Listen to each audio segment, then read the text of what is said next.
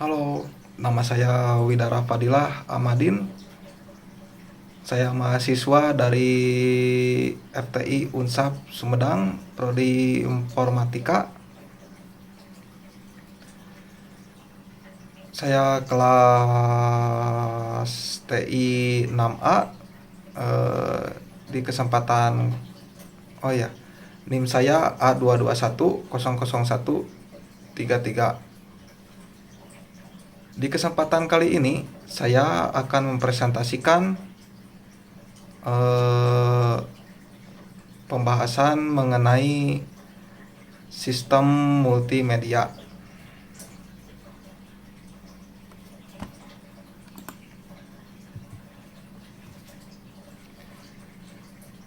Di pembahasan yang pertama ada komponen-komponen multimedia. Pada dasarnya, multimedia terbagi menjadi dua kata, yakni multi dan media. Multi artinya banyak, sedangkan media berarti alat untuk mendistribusikan atau menyampaikan suatu pesan. Jika diartikan secara keseluruhan, multimedia adalah penggunaan beberapa media yang berbeda untuk menyampaikan suatu informasi dalam bentuk audio, teks, gambar, animasi, video, hingga grafik. Multimedia terdiri dari beberapa komponen penting, diantaranya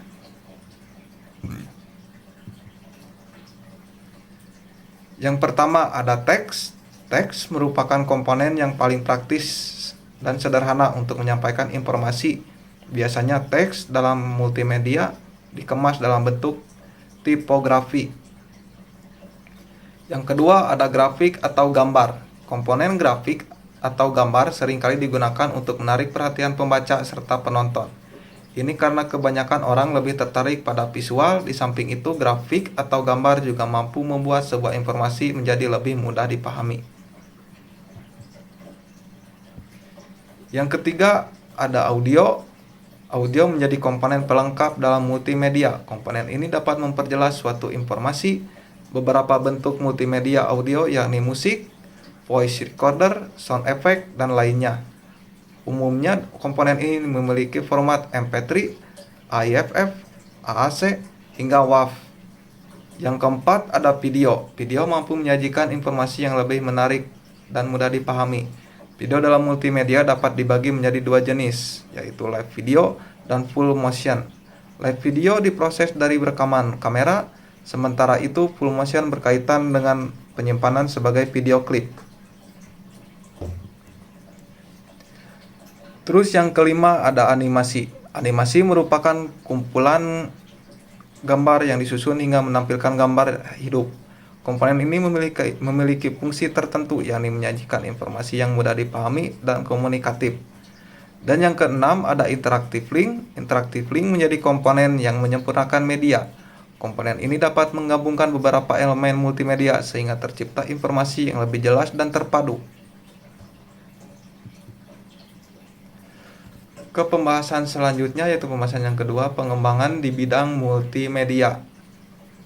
Pengembangan bidang multimedia melibatkan pertumbuhan dan evolusi teknologi serta praktik-praktik yang digunakan untuk menciptakan, mengintegrasikan, dan menyampaikan konten yang melibatkan beberapa bentuk media seperti teks, gambar, suara, animasi, dan video.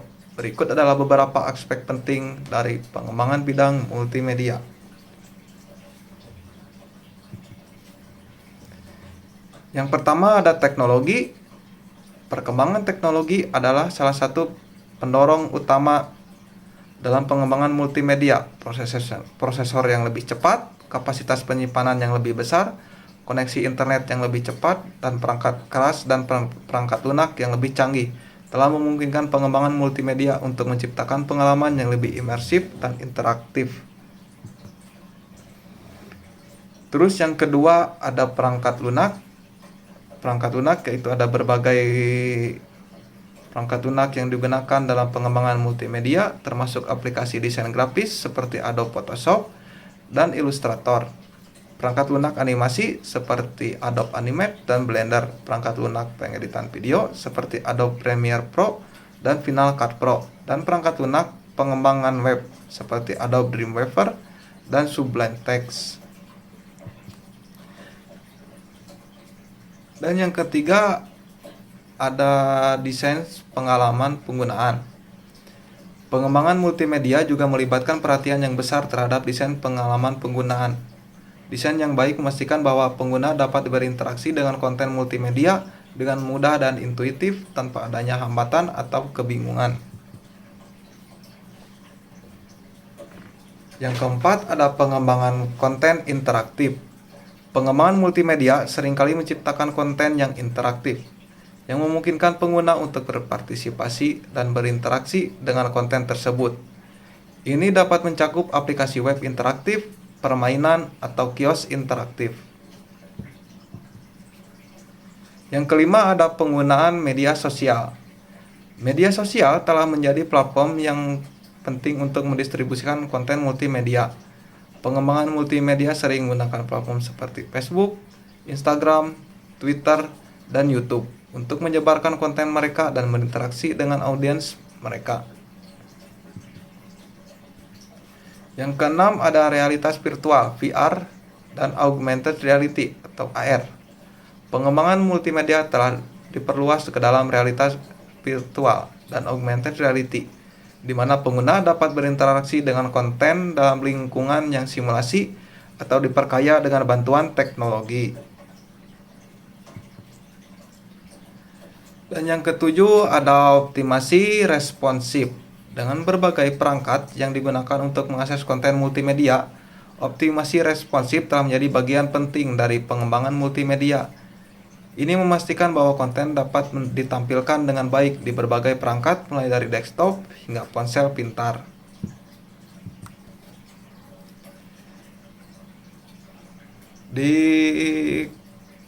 Dan seterusnya yang kedelapan adalah keamanan. Dengan semakin banyaknya konten multimedia yang dibagikan dan diakses secara online, keamanan telah menjadi perhatian penting dalam pengembangan multimedia. Pengembangan perlu memastikan bahwa konten mereka aman dari ancaman seperti peretasan atau pencurian data. Di pembahasan selanjutnya adalah ada penjelasan dan beberapa perbedaan bit pada image.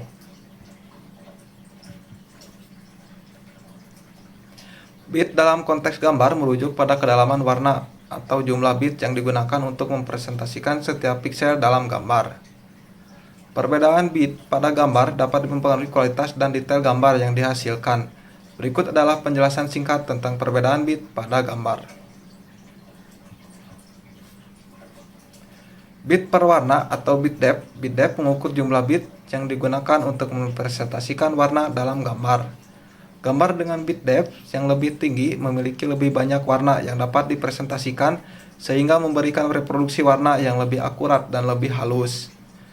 Bit depth umum dalam gambar adalah 8 bit, 256 warna, 16 bit yaitu 65.536 warna, dan 24 bit yaitu 16,7 juta warna. Gambar dengan bit depth yang lebih tinggi biasanya membutuhkan lebih banyak ruang penyimpanan dan memiliki ukuran file yang lebih besar. Dan selanjutnya ada gamut warna atau color gamut. Gamut warna merujuk pada rentang warna yang dapat dipresentasikan oleh suatu perangkat atau format gambar. Meskipun gambar dengan bit depth yang sama, gamut warna dapat berbeda tergantung pada ruang warna yang digunakan, misalnya sRGB, Adobe RGB, atau ProPhoto RGB. Beberapa format gambar seperti JPEG atau PNG dapat menyimpan informasi tentang ruang warna yang digunakan, sementara format lain seperti BMP tidak memiliki informasi tentang ruang warna. Selanjutnya ada kualitas gambar. Gambar dengan bit depth yang lebih tinggi cenderung memiliki kualitas yang lebih baik, terutama dalam hal reproduksi warna yang akurat dan gradasi yang lebih halus. Dalam gambar dengan bit depth yang rendah, terutama pada gambar yang memiliki transisi warna yang kompleks, Anda mungkin melihat efek banding atau gradasi yang kasar. Selanjutnya ada pengolahan gambar. Ketika Anda melakukan editing atau manipulasi pada gambar dengan bit depth yang lebih tinggi, Anda memiliki fleksibilitas yang lebih besar karena ada lebih banyak informasi warna yang tersedia. Gambar dengan bit depth yang lebih rendah dapat mengalami degradasi kualitas jika terlalu banyak diedit atau diproses dengan secara berulang. Ke pembahasan selanjutnya yaitu ada perkembangan multimedia di era saat ini. Di era saat ini, multimedia telah mengalami perkembangan yang signifikan, terutama dengan kemajuan teknologi digital. Multimedia telah berkembang pesat di era ini karena kemajuan teknologi digital, internet yang luas, perangkat mobile, sosial media, dan permintaan konsumen yang tinggi mendorong inovasi dalam pembuatan dan distribusi konten multimedia. Ketersediaan perangkat lunak dan peralatan produksi yang terjangkau juga memainkan peran penting dalam pertumbuhan ini. Teknologi interaktif seperti AR dan VR semakin berkembang. Berikut beberapa perkembangan multimedia beserta penjelasannya. Yang pertama yaitu ada video berbasis internet. Platform seperti YouTube, Netflix, dan TikTok telah mengubah cara kita mengonsumsi konten video. Video berbasis internet ini memberikan akses mudah dan cepat ke berbagai jenis konten video, mulai dari hiburan hingga pendidikan. Dan yang selanjutnya ada streaming dan musik. Layanan streaming dan musik seperti Spotify, Apple Music, dan Amazon Music telah mengubah cara orang mendengarkan musik. Mereka memberikan akses ke jutaan lagu dengan biaya langganan bulanan atau gratis dengan iklan.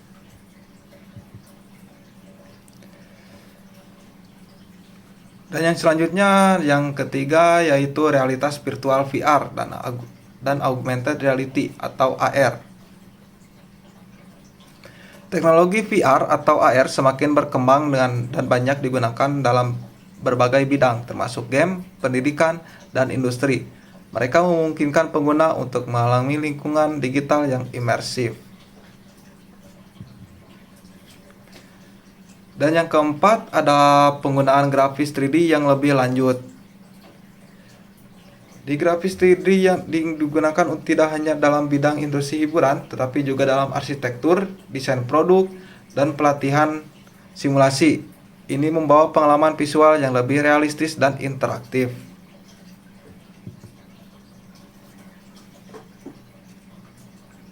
Dan yang keempat yaitu sosial media dan konten pengguna. Sosial media seperti Facebook, Instagram, Twitter terus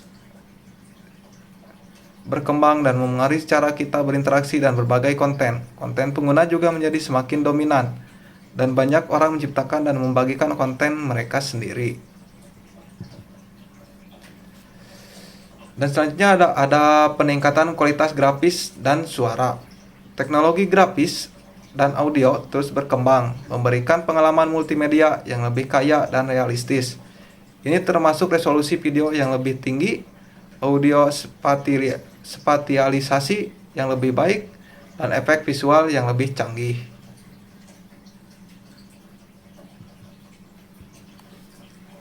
Dan yang selanjutnya ada interaktivitas yang lebih tinggi. Multimedia modern seringkali menawarkan tingkat interaktivitas yang tinggi, baik melalui aplikasi, situs web, atau permainan. Pengguna dapat berpartisipasi secara langsung dalam konten multimedia dan mengendalikan pengalaman mereka.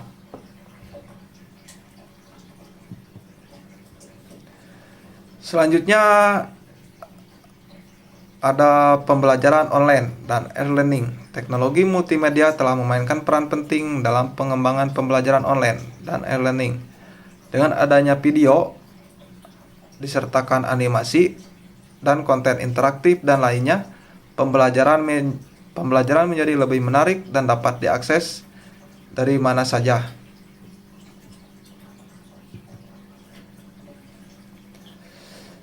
Ke pembahasan selanjutnya yaitu salah satu bidang yang sangat potensial dalam perkembangan multimedia atau perkembangan yang menjanjikan. yaitu ada realitas virtual VR dan realitas augmentasi atau AR. Contoh dan penjelasan mengapa bidang ini begitu menjanjikan.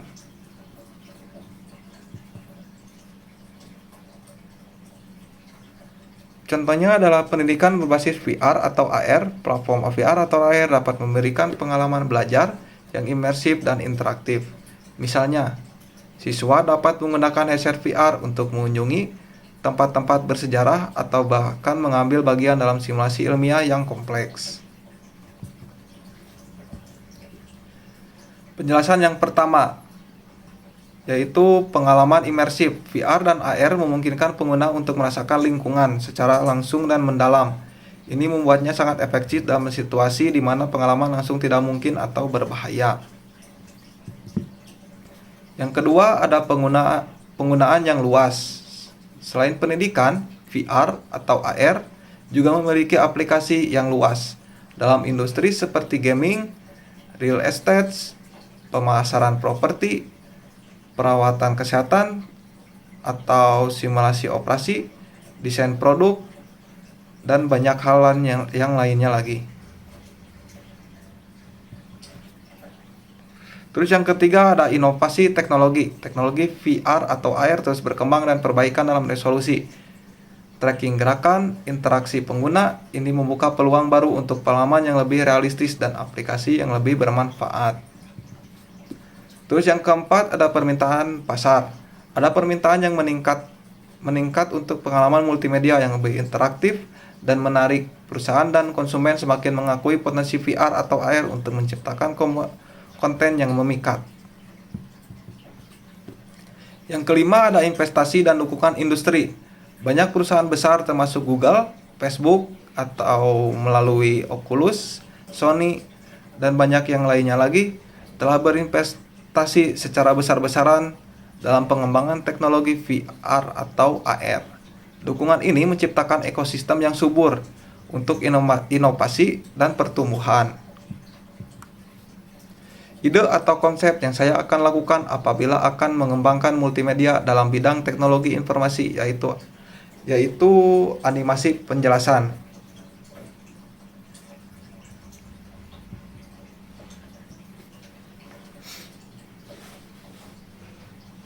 Di konsep ini adalah konsep di mana ada menggunakan multimedia seperti animasi untuk menjelaskan konsep-konsep kompleks atau proses-proses yang sulit dipahami hanya dengan teks saja.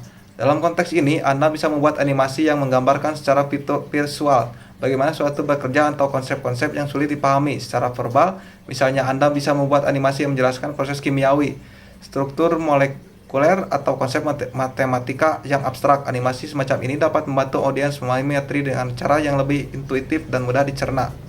Keuntungan dari menggunakan animasi untuk menjelaskan adalah kemampuannya untuk menyederhanakan informasi yang kompleks menjadi bentuk visual yang lebih mudah dipahami. Animasi juga memungkinkan Anda untuk menyoroti poin-poin penting, menggambarkan interaksi antara elemen-elemen yang berbeda, dan menyajikan informasi secara berurutan. Selain itu, animasi juga dapat membuat materi yang mungkin membosankan menjadi lebih menarik dan menghibur. Ini membuatnya menjadi alat yang efektif untuk pendidikan di semua tingkatan, mulai dari tingkat sekolah dasar hingga tingkat perguruan tinggi dan bahkan untuk pelatihan di lingkungan bisnis. Dengan demikian, menggunakan animasi penjelasan adalah salah satu cara untuk efektif yang bermanfaatkan multimedia dalam dunia teknologi informasi untuk menyampaikan informasi dengan lebih jelas, menarik, dan mudah dipahami. Sekian presentasi dari saya mengenai sistem multimedia. Terima kasih. Mohon maaf bila ada salah kata. Wassalamualaikum warahmatullahi wabarakatuh.